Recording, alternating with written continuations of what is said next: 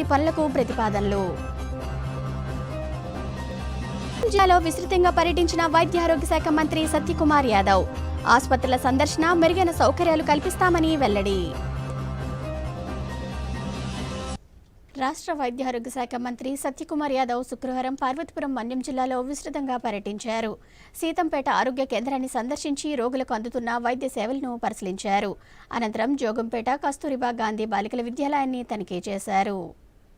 ప్రజలకు మెరుగైన వైద్య సేవలు అందించాలని రాష్ట్ర వైద్య ఆరోగ్య శాఖ మంత్రి సత్యకుమార్ యాదవ్ అధికారులను ఆదేశించారు. పార్వతీపురం మన్యం జిల్లా పర్యటనలో భాగంగా ముందుగా సీతానగరం ప్రాథమిక ఆరోగ్య కేంద్రాన్ని మంత్రి తనిఖీ చేశారు. హాస్పిటల్లో అవుట్ పేషెంట్ విభాగం, డిస్పెన్సరీ, మందుల స్టాక్ రూమ్, రక్త పరీక్షల విభాగం, ఇన్ పేషెంట్ విభాగాలను తనిఖీ చేశారు. హాస్పిటల్లో చికిత్స పొందుతున్న సికిల్ సెల్ ఎనీమియా పేషెంట్తో మాట్లాడారు. వారికి అందుతున్న వైద్య సేవల గురించి, పెన్షన్ సక్రమంగా అందుతున్నది లేనిది అడిగి తెలుసుకున్నారు. అనంతరం నిర్మాణం గల ప్రాథమిక ఆరోగ్య కేంద్రం భవనాన్ని పరిశీలించారు. ఆసుపత్రిలో జ్వరాల కేసులు, వాటికి అందిస్తున్న చికిత్స గురించి వైద్యులను అడిగి తెలుసుకున్నారు. లెప్రసీ, ఫైలేరియా వ్యాధుల నమోదు గురించి అడిగి తెలుసుకున్నారు. పనులు అత్యంత నాసిరకంగా ఉండడంపై అసంతృప్తి వ్యక్తం చేశారు. బాధ్యులైన అధికారులు, కాంట్రాక్టర్లపై చర్యలు తీసుకోవాలన్నారు. అనంతరం జోగంపేటలో గల కస్తూరిబా గాంధీ బాలికల జూనియర్ కళాశాలను సందర్శించారు. తరగతి గదులను, వంటశాలలను తనిఖీ చేశారు. ఈ కార్యక్రమంలో ఆరోగ్య కుటుంబ సంక్షేమ శాఖ కమిషనర్ సి హరికిరణ్, జిల్లా కలెక్టర్ ఏ శ్యాంప్రసాద్, ఎమ్మెల్యేలు